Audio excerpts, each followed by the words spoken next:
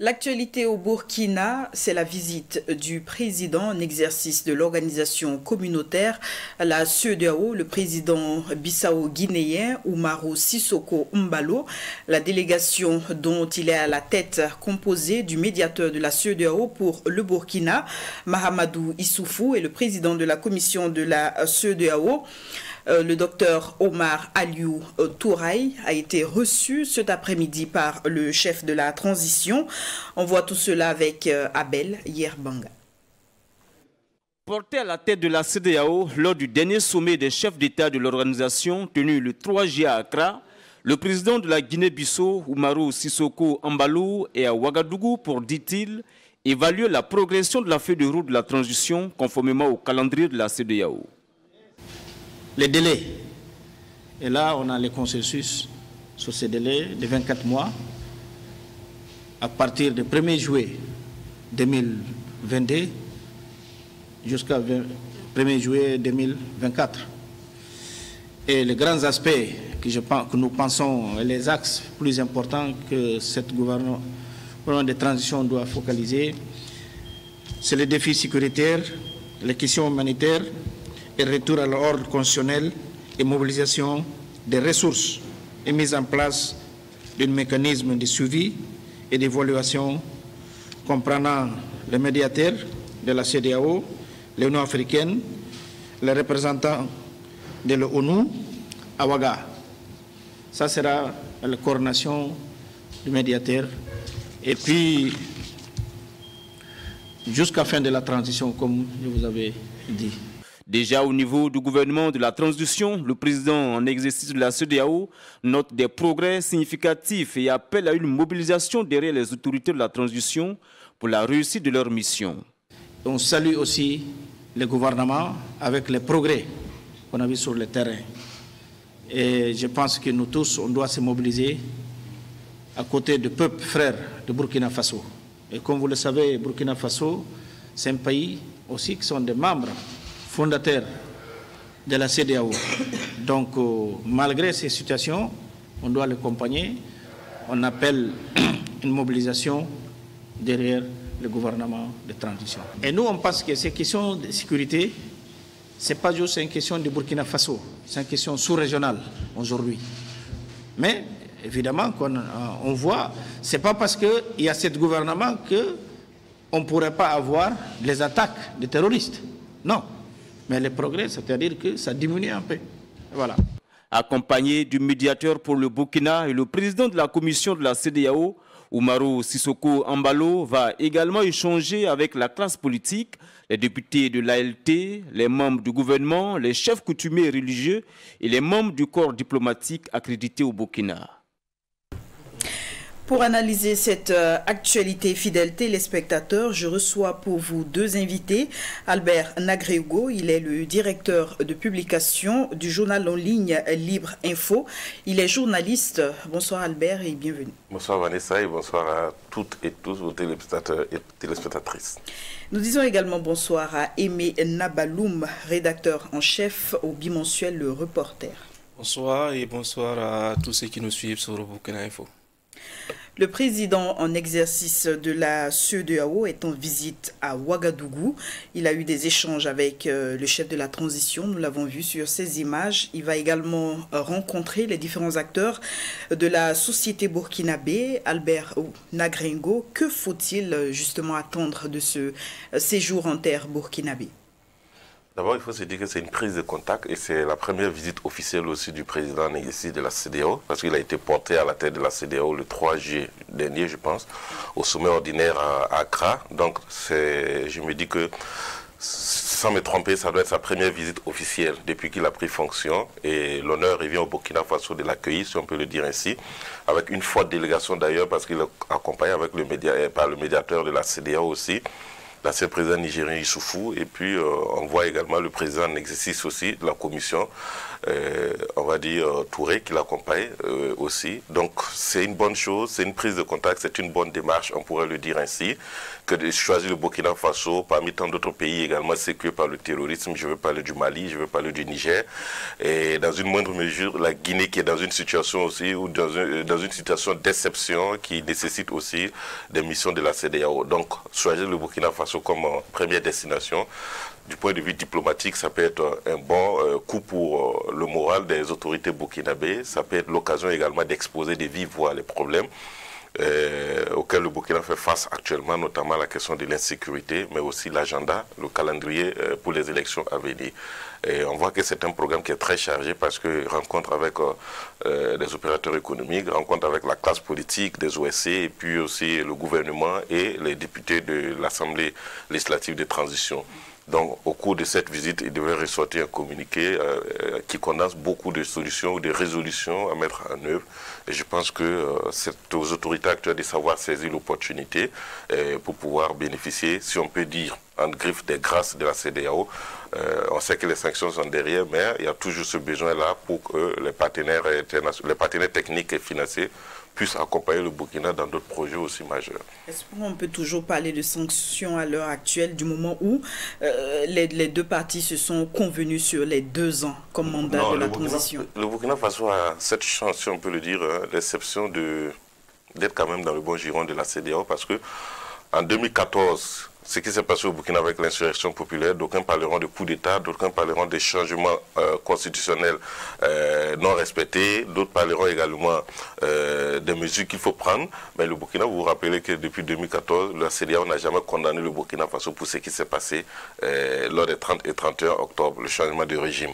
Alors si on revient encore à ce qui s'est passé récemment, on peut dire...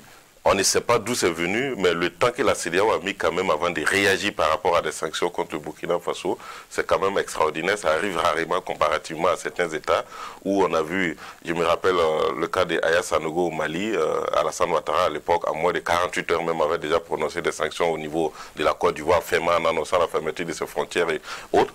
Mais là encore, on a vu que le Burkina Faso a bénéficié de cette clémence de la CEDEAO jusqu'à ce que le 3 juillet se soit officiellement prononcé, et même la durée de la transition que la CEDEAO donne au Burkina Faso de 24 mois, je pense que c'est quand même les autorités actuelles, en tout cas, ne pouvaient pas avoir mieux, ne pouvaient pas espérer mieux que cela, parce que ça arrive rarement que la CEDEAO vous donne 24 mois. Généralement, on parle de 12 mois, et puis dans les marchandages, on part à 18 mois. Mais là, je vois que c'est passé comme une lettre à la poste. On peut se dire que bon, c'est quand même une exception que la CEDEAO fait au Burkina Faso. C'est vrai qu'aujourd'hui, pour parler des sanctions, il faut attendre peut-être dans le respect du calendrier électoral ce qui a été soumis à la CEDEAO. Si à un moment donné, ça ne s'est pas respecté, je pense que la CEDEAO serait obligée de brandir encore les muscles. Mais bon, je pense qu'ils ont la chance, le Burkina a la chance d'avoir un médiateur qui est quand même très attentif, qui a aussi une bonne autorité au niveau des chefs d'État de la CEDEAO. Je veux parler de Issoufou, et qui est respecté également, et qui aussi peut poser de son leadership pour pouvoir véritablement faire bouger les lignes. Parce qu'il y a quelque chose qu'il ne faut pas oublier, c'est quand même l'un des chefs d'État qui a remporté le dernier prix de la bonne gouvernance et de la démocratie. Je vais parler du prix Mo Ibrahim, juste après avoir cédé pour la première fois de façon démocratique le pouvoir à Bazoum. Donc tout ça, ça élève cet ancien chef d'État à un autre niveau de considération, un autre niveau de respect également, où il peut véritablement influencer positivement sur les relations entre l'institution sous-régionale et puis le pays comme le Burkina Faso, parce qu'il lui aussi souhaiterait un jour garder un bon souvenir qu'il a réussi cette mission-là. Alors, Aimé Nabaloum, la CEDEAO et la transition du Burkina sont d'accord sur les 2 ans de mandat. Est-ce que le fait que... Est-ce qu'on peut déjà considérer cet accord comme une réponse à ces différentes personnes qui appellent à une transition civile, à rebattre les cartes, à remettre le compteur à zéro et à repartir sur de nouvelles bases? Alors, c'est une forme de réponse. Les dés sont jetés, le vin est tiré, il faut le boire. Bon, c'est un peu, à mon avis, prématuré de le dire. parce que cette visite du président en exercice de la CEDEAO avec toute sa délégation, Albert l'a si bien rappelé, c'est une entrée en matière à mon avis. C'est une entrée en matière parce que le consensus véritable qui a été trouvé entre l'institution sous-régionale et le Burkina Faso, les autorités de la transition, c'est la durée de la transition. Et ça, c'est pratiquement un acquis. Maintenant, est-ce que l'arrivée de la délégation de la CEDEAO, avec tout ce qui est prévu comme programme durant son séjour, les rencontres qui auront lieu, il est difficile donc déjà de présager de ce qui va sortir donc de ces entretiens-là. Parce que l'autre aspect qu'il faut prendre également en compte, c'est que même après le sommet de début juillet, vous avez vu qu'il y a des voix qui s'élèvent de plus en plus donc pour attirer l'attention des autorités de la transition par rapport à la gestion même de la transition. Il y a des actes ou des faits qui se sont déroulés à l'interne au Burkina qui ont réveillé certains critiques et qui amène ces personnes-là à dire, écoutez, si c'est de cette manière-là, il va falloir passer à autre chose. Et il y a eu des appels donc à une transition civile et il est très probable que ces voix-là se fassent encore entendre au cours donc des entretiens que la délégation de la CEDEAO aura avec les différentes composantes donc de la société au Burkina. Vous avez les acteurs politiques, ils ne vont pas marchander, ils vont pas rater cette occasion-là donc de dire ce qu'ils pensent véritablement de cette transition. Vous avez également ce fameux calendrier électoral qui plane également. On se demande si la question est définitivement résolue.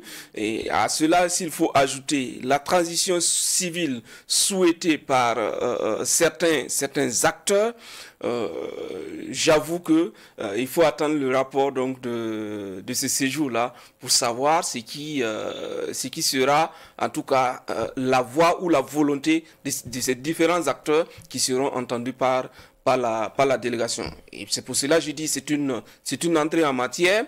Le président en exercice Sissoko, il va prendre la température. Après, bien sûr, le médiateur qu'il a fait avant le sommet, il va prendre la température lui-même et rendre compte au chef d'État, certainement au cours d'un sommet, et on saura si véritablement le Burkina doit avancer à cette étape-là, ainsi vers des élections et jusqu'à quand. Donc la question de la transition civile ou transition dans sa formule actuelle et la question des élections de fin de transition, j'avoue que c'est deux gros morceaux qui seront mis sur la table.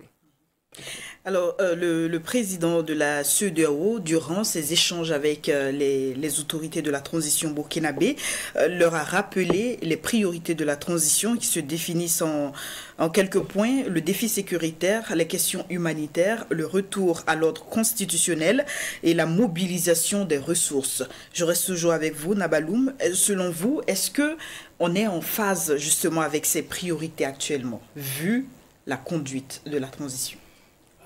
J'ai bien peur que j'avais envie de répondre oui, que nous sommes en phase, mais il y a quand même des faits et gestes qui laissent croire que la priorité, visiblement de certains, doit être ailleurs.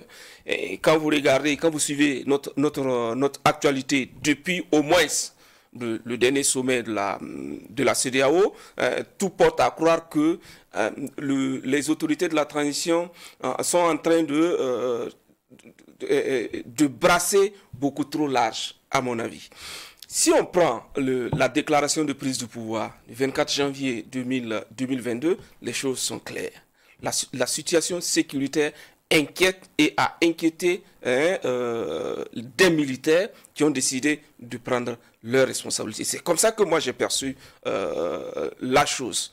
Maintenant, quand vous regardez au front, la situation ne s'améliore pas. Certes, on nous a dit, on nous communique que l'armée monte en puissance. Ok, l'armée monte en puissance, mais j'avoue que en tant que citoyen, vous m'excuserez, mais j'ai envie de dire, c'est pas suffisant.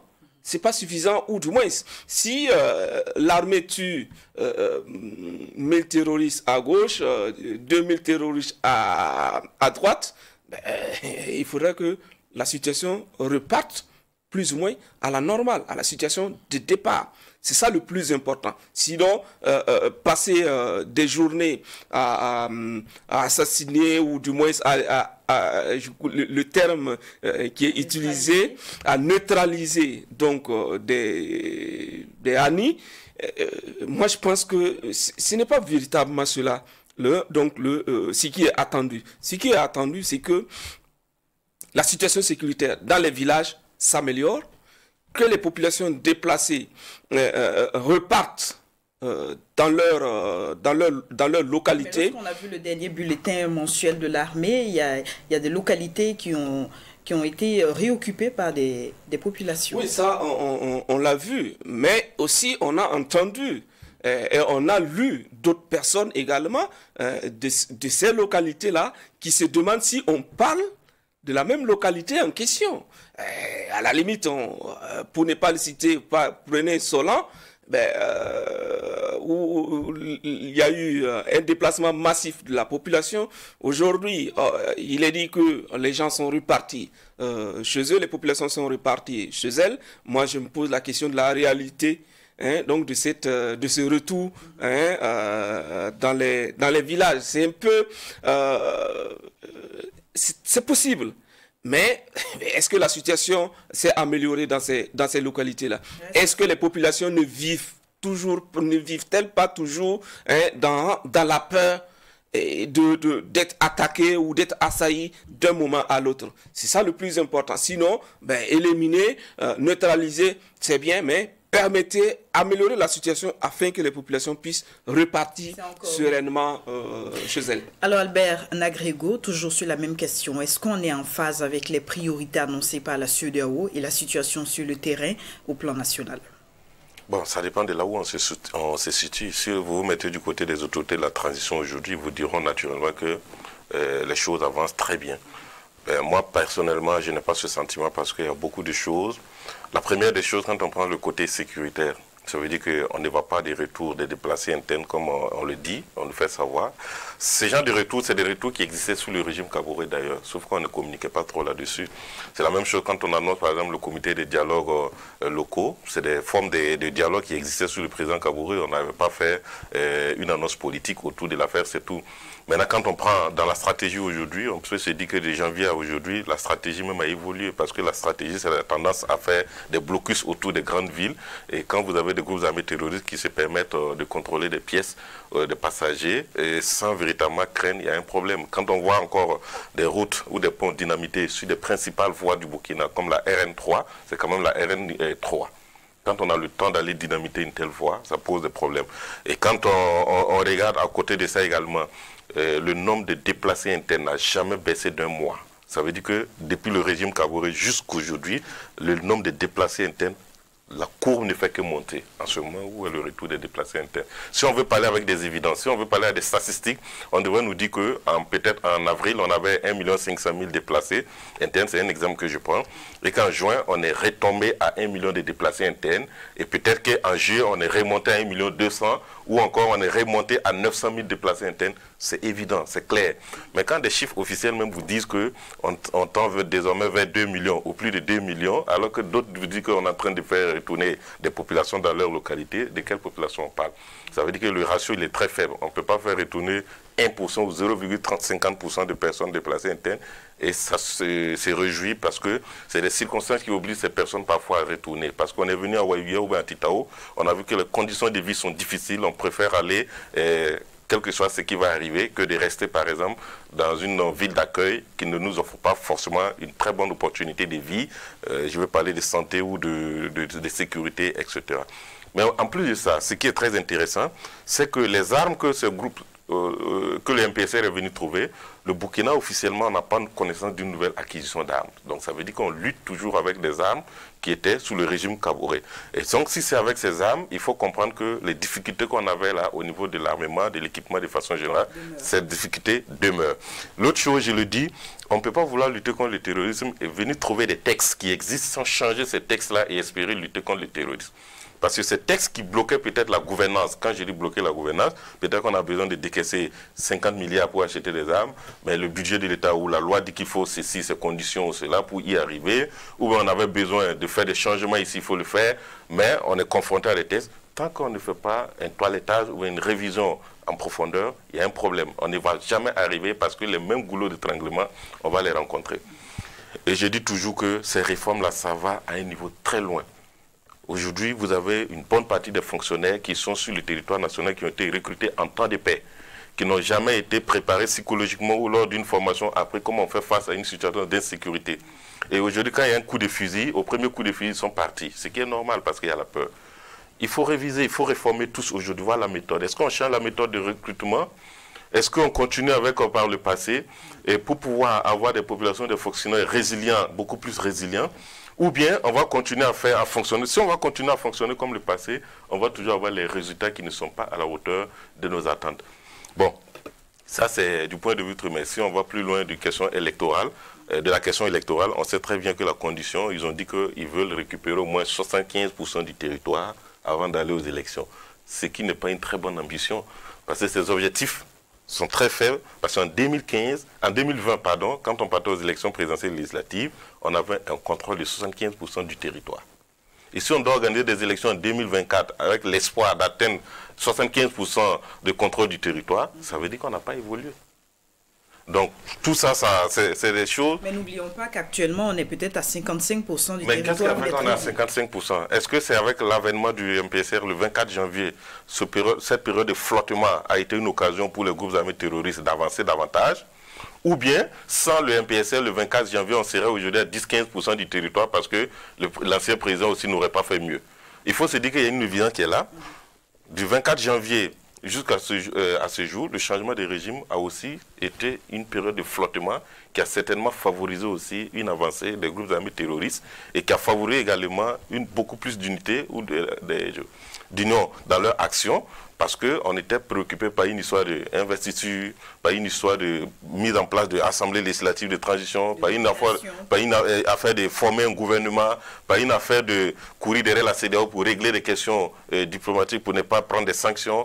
Pendant que l'ennemi, lui, dans ses rangs, il n'avait pas de fracture, il continuait toujours à bien élaborer sa stratégie. Et tout ça, il faut se dire qu'on a encore du chemin à rattraper ce retard de quelques mois. C'est vrai qu'on nous a annoncé des zones d'intérêt militaire, mais je me dis toujours qu'on pourrait revenir sur la question, c'est un autre débat, parce que si on n'a pas de moyens pour faire face au terrorisme, ce n'est pas du jour au lendemain qu'on peut avoir les moyens conséquents pour pouvoir mettre en pratique ces différentes zones. Tout à fait, mais on pourra en parler. Alors, nous allons effectuer une courte pause avec la rubrique « Ils ont dit ». On se retrouve juste après avec le débat, mais sur un autre thème.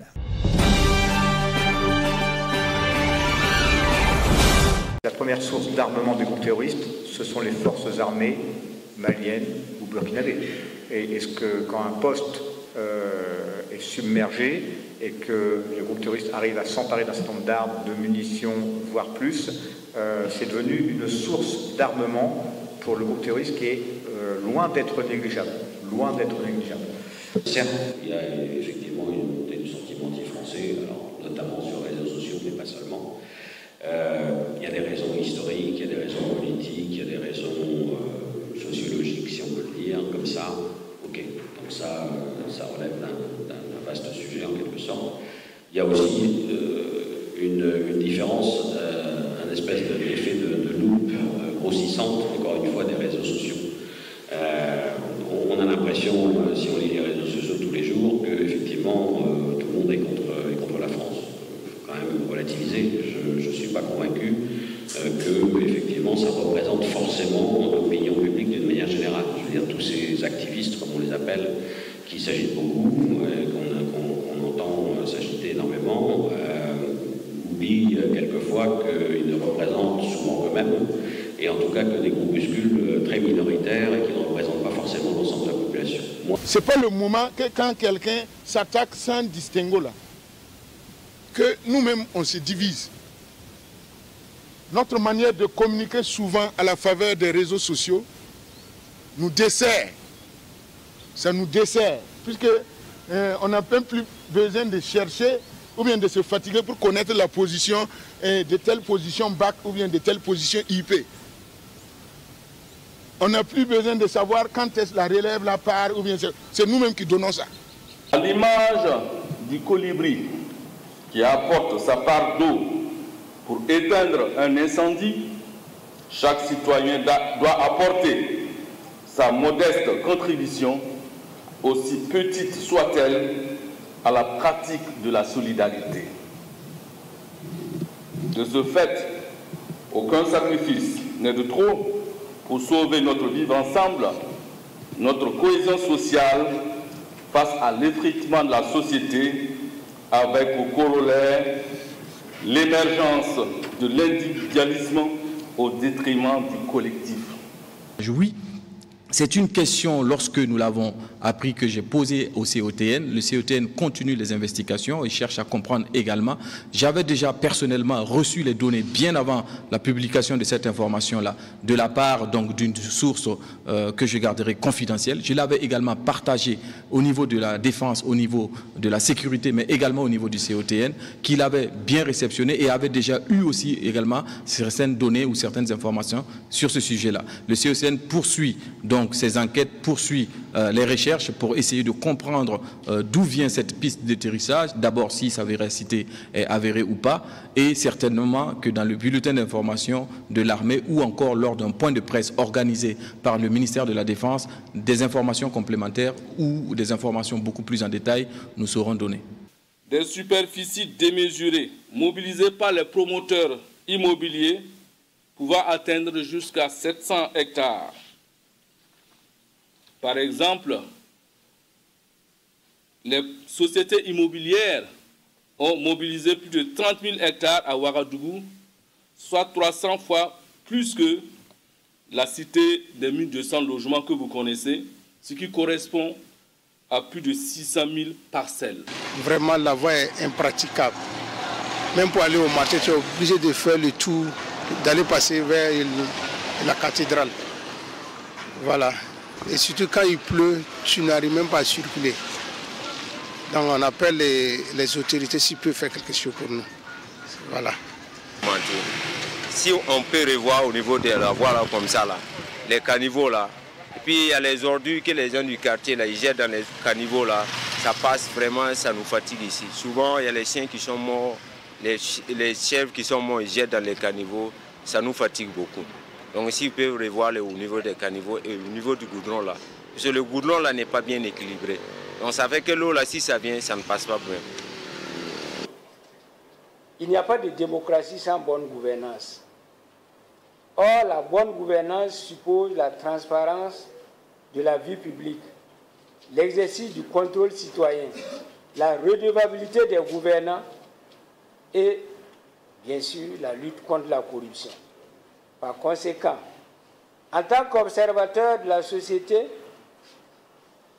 la capacité avérée de la presse à surveiller les gouvernants, les élus et les puissants hommes économiques, à prévenir les abus de pouvoir et à lutter contre la corruption est indispensable pour la promotion de la bonne gouvernance et de la démocratie. Retour sur ce plateau pour à présent parler du Mali. Vendredi noir au Mali, le camp de la ville garnison de Kati, fief de la junte malienne, a été la cible d'une attaque complexe et simultanée. La méthode utilisée a été une double explosion de voitures piégées avec des kamikazes à leur bord, puis l'attaque de cibles choisies dans le pays. Plusieurs autres localités ont été visées par des attaques au même moment. Plusieurs assaillants ont été neutralisés, interpellés. On déplore un décès dans les rangs des forces loyalistes. Alors, je reste toujours avec mes deux invités. Emena Baloum, comment est-ce que vous analysez justement cette attaque? Bon, d'abord, il faut dire que le Mali a frôlé le pays. Le Mali a frôlé le pire parce que l'emblématique garnison de Kati, d'où partent, ou du moins d'où sont partis beaucoup d'événements politiques du Mali, si cette garnison a été l'objet, la cible d'une attaque de cette envergure, et ça veut dire quelque part que le Mali se réveille, ou du moins les autorités de la transition doivent repartir sur un autre pied. Un camp où le président de la transition, fief du président de la transition, fief donc de son ministre de la Défense, si je ne me trompe pas, ça veut dire que si l'attaque telle que prévu aboutissait, parce que je suppose que ça n'a pas abouti, si ça aboutissait, les dégâts pouvaient être pires pour le Mali.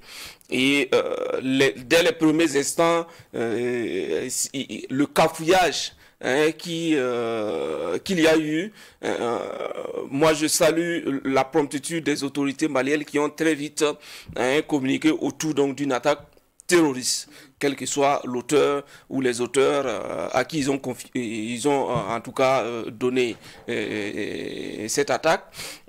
Le fait de dire qu'il s'agit d'une attaque terroriste, on coupe court à beaucoup de choses, beaucoup de rumeurs qui pouvaient amener la population ou d'autres entités à penser très probablement à un coup d'État ou à une prise du pouvoir par d'autres personnes, que ce soit dans l'armée ou que ce soit des acteurs, d'autres acteurs politiques ou de la société civile. Mais le Mali s'en sort bien. À la limite, c'est vrai, il y a eu beaucoup de dégâts, mais il s'en sort bien avec ce qu'on a vu comme résultat. Mais quelque part également, ça montre qu'il y a des défaillances. Il y a des défaillances à plusieurs niveaux. Vous vous souviendrez que bien avant cette attaque, il y a eu une autre attaque dans une autre garnison, réputée également.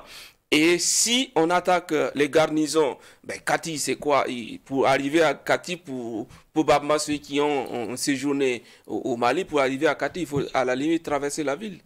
Il faut traverser la ville.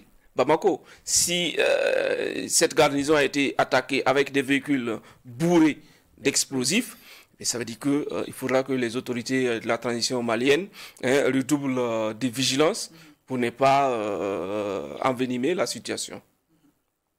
Alors Albert, on assiste à une montée en puissance des groupes terroristes au Mali.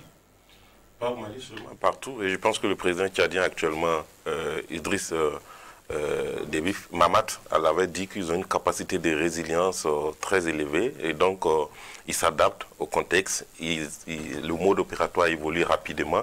Parce que derrière eux aussi, il ne faut pas voir des jeunes qui sont désœuvrés, qui vont prendre uniquement que des armes, mais c'est des gens qui sont suffisamment entraînés, suffisamment appuyés, qui ont presque les mêmes moyens technologiques de haute génération, de pointe, que les armées régulières utilisent. Ils ont toutes ces méthodes-là également, tous ces équipements pour pouvoir travailler. Vous voyez même au Burkina aujourd'hui, de plus en plus, ils utilisent des obus.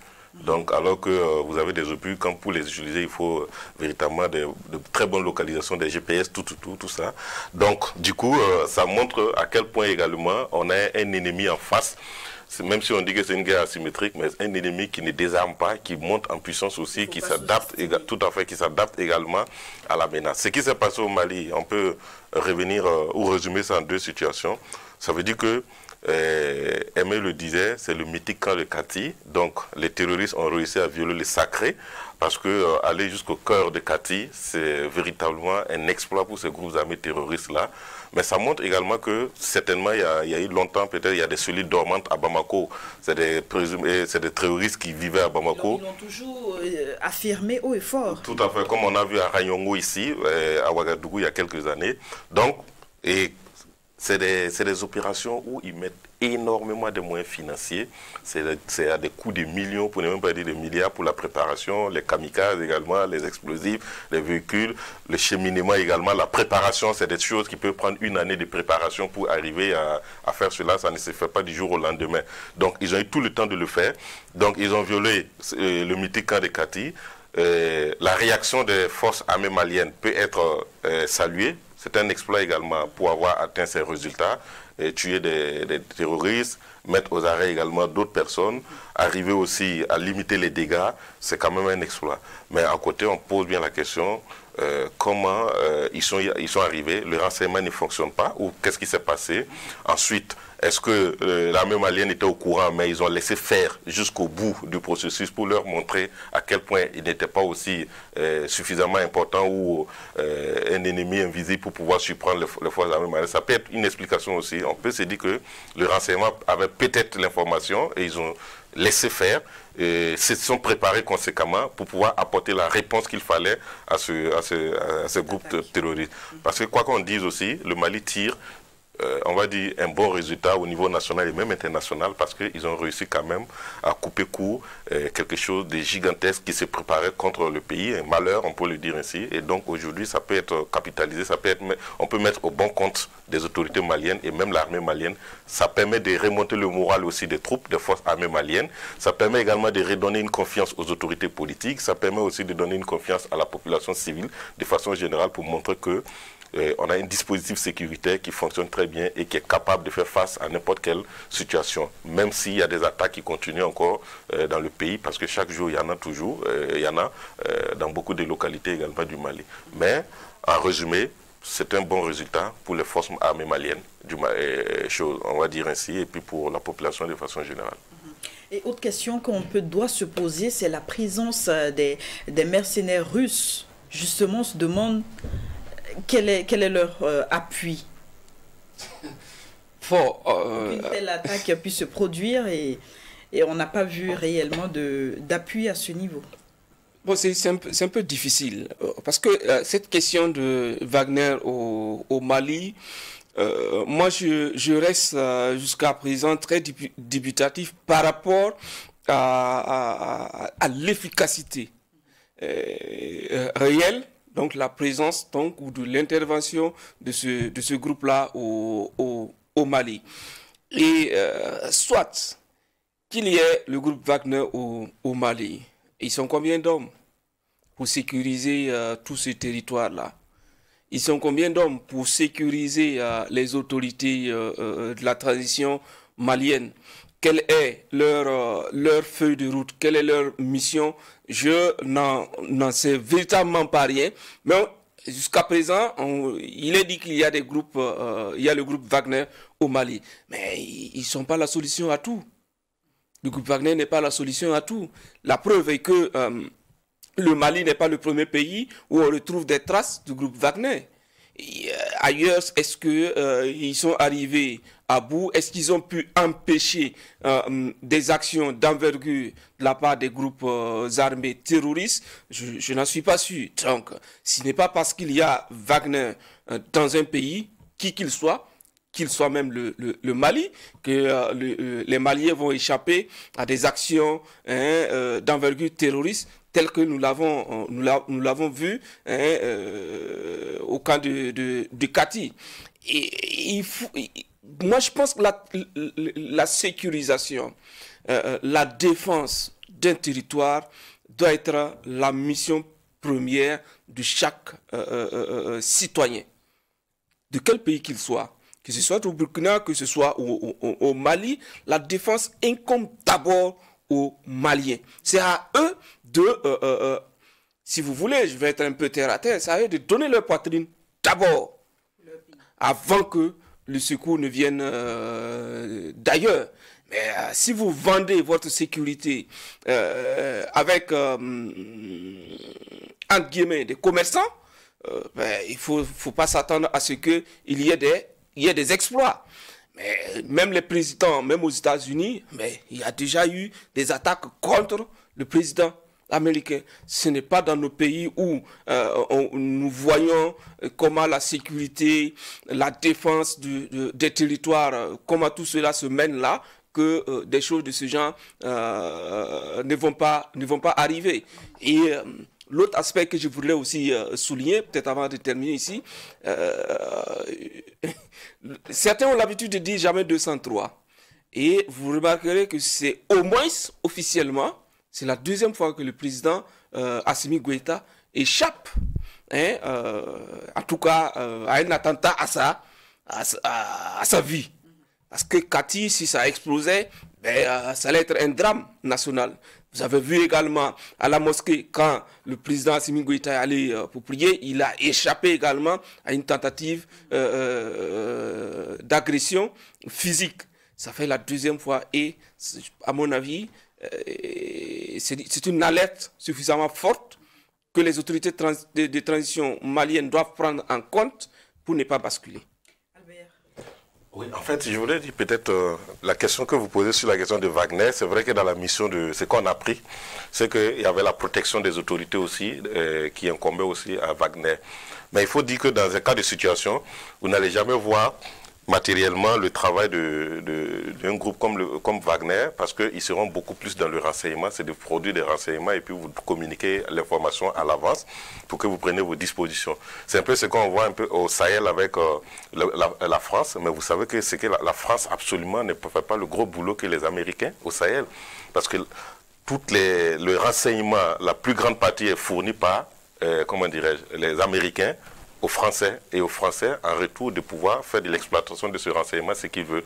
Mais vous voyez très peu parler des Américains au Sahel, vous les voyez très peu dans les opérations militaires, ils ne parlent pas du tout. Mais le partenaire comme la France connaît son importance et je me souviens très bien que quand Donald Trump parlait de retirer les Américains au Sahel, la France était beaucoup inquiète parce que de tous les pays européens qui accompagnent la France, les États-Unis restent les meilleurs partenaires de la France dans la lutte contre le terrorisme au Sahel. En résumé, pour dire que vous n'allez jamais voir les actions matérielles de groupe Wagner comme Aimé le dit s'il existe au Mali, mais moi je ne doute plus de l'existence de Wagner au Mali, parce qu'il y en a suffisamment de faisceaux d'informations qui reviennent, on a vu des va-et-vient des autorités russes à Bamako, et puis des responsables également supposés de Wagner à Bamako, et je pense qu'à ce stade d'information, que les Nations Unies confirment, que l'Union Européenne confirme, et que certains chefs d'État de la sous-région sortent pour s'indigner contre le Mali à des sommets de la CEDEAO contre la présence de Wagner. Ça dit que certainement, je me dis, bon, ils ont peut-être des informations mises ensemble qui disent que peut-être Wagner existe au Mali. C'est vrai que les Maliens ont toujours dit que non, ils n'ont pas de Wagner au Mali, mais c'est des choses en griffe mercenariat. Bon, donc, voilà. Mais une chose est sûre, ils travaillent beaucoup plus sur le renseignement dans ces genres de missions qu'on confie à des gens discrets. Même au Burkina, vous pouvez avoir des forces parallèles. Je dis vous pouvez, je ne confirme pas. Je dis vous pouvez avoir des services privés ou parallèles qui peuvent travailler également pour reverser des informations ou bien pour apporter des appuis, que ce soit aux autorités militaires, sécuritaires ou que ce soit à d'autres autorités qui en ont besoin. Alors, reste toujours au Mali pour à présent parler de cette tension entre Bamako et Abidjan. La question des 49 soldats ivoiriens arrêtés à Bamako. Au début de cette crise, on a eu droit à plusieurs informations contradictoires. Alors, quelle est l'analyse que vous en faites, Emina Balou? Est-ce qu'on parle réellement de complot déjoué ou de tensions politiques qui ne disent pas son leur... Complot déjoué, mercenariat, tentative de coup d'État au Mali. Vous voyez, finalement, ça fait trop pour le Mali et il faut véritablement craindre. Mais quand vous prenez ce cas précis des 49 soldats ivoiriens au Mali, j'ai envie de dire que c'est vraiment rocambolesque qu'une cinquantaine de personnes atterrissent dans un aéroport à Bamako et du coup les autorités maliennes ne sachent pas exactement ce que ces 49 militaires-là viennent pour faire. Il y a un problème qui se pose. Il y a un problème qui se pose et là, quel que soit l'argument ultérieur qui sera apporté par l'État ivoirien ou par n'importe quelle autre structure, L'information de base, c'est que le gouvernement malien n'était pas au courant donc de la venue de 49 soldats. Une information qui a été démentie par la Côte d'Ivoire. C'est un peu difficile parce et la mission, qui dit vrai. La mission, parce que si les autorités maliennes étaient bien au courant de l'arrivée de ces soldats, ça n'allait pas créer cet incident-là. Tout le monde sait que au Mali, une bonne partie de l'opinion n'est pas en odeur de sainteté avec le président Alassane Dramane Ouattara. Tout le monde le sait. Bien d'autres présidents. Mais ça ne justifie pas le fait que 49 soldats arrivent et qu'on ne puisse pas donner ici et maintenant des explications par rapport à leur arrivée. Jusque-là, la Côte d'Ivoire ne convainc pas. La Côte d'Ivoire ne convainc pas. Et les documents plus ou moins qui ont fuité, censés être vrais ou faux, mais il y a quand même des documents qui sont sortis, qui tentent d'expliquer un peu l'arrivée de ces 49 soldats ivoiriens là en Côte d'Ivoire. Mais même ces documents, ils restent quand même douteux. Encore plus que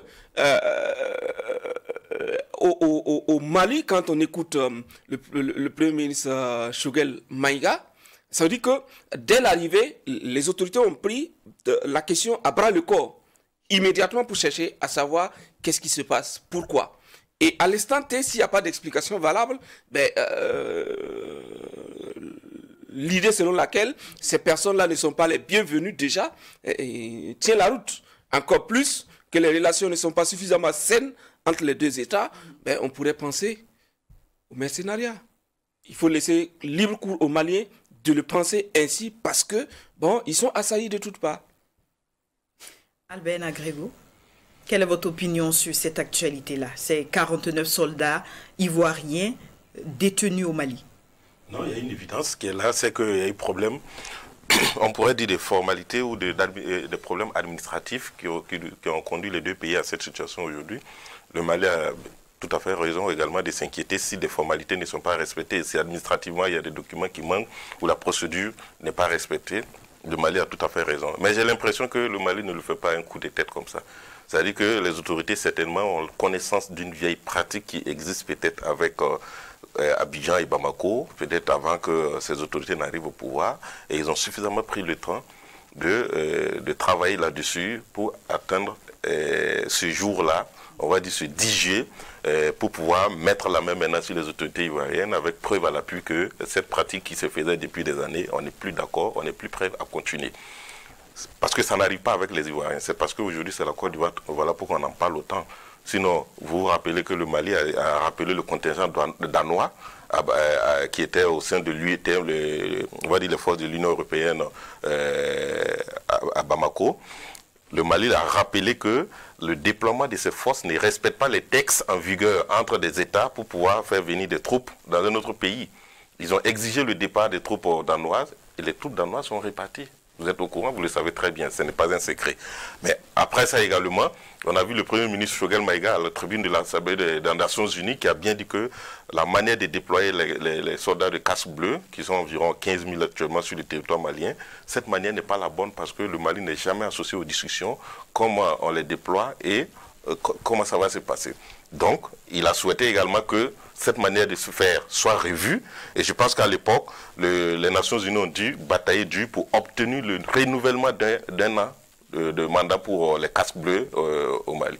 Donc c'est pour dire que c'est peut-être des vieilles pratiques aujourd'hui que les autorités sont en train d'assainir. Ils ne veulent plus que ça continue ainsi. Et cette manière de faire aussi peut-être avec les Ivoiriens et ce qu'on nous dit que c'était une force des éléments nouveaux de soutien NSE, c'est que ça existait. On fermait les yeux sur certaines choses parce qu'on s'est dit que c'est des pays voisins, parce qu'on s'est dit qu'on peut régler les choses par un coup de fil diplomatique. Et puis bon, ça continue jusqu'à ce qu'on arrive aujourd'hui devant un régime qui est un régime d'exception, qui n'est pas un régime démocratiquement élu, qui donc a toutes les priorités, les prérogatives de traiter ces dossiers comme il le veut. Ça aurait été un pouvoir élu, on n'allait pas entendre ce bruit-là, les choses allaient se passer entre une nuit ou 2 jours, et puis c'est fini et on passe à autre chose. Donc, c'est arrivé parce qu'on a aussi des autorités militaires qui sont au pouvoir, qui cassent les codes, comme on le dit d'habitude, les codes diplomatiques, qui cassent les manières de faire également et qui vont à l'avant. Immédiatement après 48 heures, ils ont pris une décision, non, pour suspendre les rotations de toutes les missions des Nations Unies. Ça veut dire qu'au lieu d'en faire un problème bilatéral, maintenant ça devient un problème multilatéral parce que les Nations Unies également diront que c'est de la Côte d'Ivoire que c'est parti. Ça va permettre aux Nations Unies aussi d'ouvrir bien les yeux entre cette pratique, la Côte d'Ivoire et la société, on ne sait pas, SAS qui existe au Mali. Ça va permettre aussi aux Nations Unies de mieux faire une investigation, de mieux auditer pour comprendre comment ça se passe dans ces missions. Est-ce qu'il n'y a pas de pratiques illégales ou illicites parallèles qui peuvent un jour se retomber contre ces missions? Parce que vous avez vu l'expulsion du porte-parole de la MINUSMA. C'est qui? C'est les Nations Unies qui payent le pot. Alors, la suspension également de ces rotations, c'est qui? C'est les Nations Unies. Imaginez un pays qui avait préparé son contingent pour envoyer un bataillon peut-être de 600 ou 1000 hommes dans la semaine qui devait suivre. Et puis une note comme ça tombe pour dire que c'est suspendu. Et le pays avait tout préparé financièrement, logistique, tout. Vous pensez que Lomé pourra réellement jouer les bons auspices dans ce dossier? Oui. Facilement, je le dirais ainsi, parce que le Mali aussi n'a pas intérêt d'envoyer cette affaire en justice. Vous allez condamner ces 49 Ivoiriens et puis les garder où? En prison sur le territoire malien. Ça va être difficile à gérer parce que les questions de respect des droits humains, des questions de tension diplomatique.